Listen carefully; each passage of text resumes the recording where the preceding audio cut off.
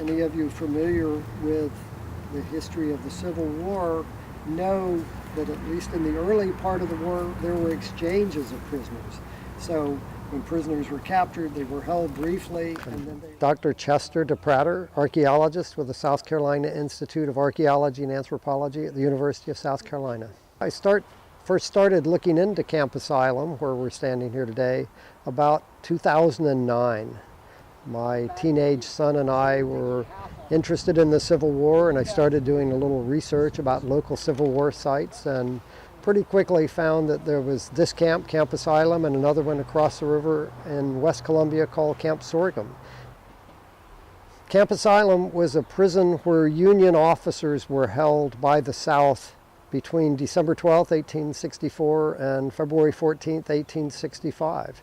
It was one of a number of prison camps in both North and South that were occupied and used mostly in the 1864-1865 period. Well, the prisoners were brought here on December 12, 1864 and put into a three-sided brick enclosure with a wooden wall on the fourth side to prevent escape. In the previous camp across the river in West Columbia, there had been 400 escapes, and they decided to put the prisoners here to keep them more contained. Well, because these men were prisoners and they had minimal numbers of personal items, we're not finding a whole lot. What are you finding there? Right now, a lot of food refuse, just parts of the cow bone. I tell people the Civil War material we've found so far would fit in my baseball cap. So we've been here 3 months. We found buttons, we found a metal drinking cup, we found straight pins, we found combs, we found chess pieces made out of lead, we found a few broken bottles.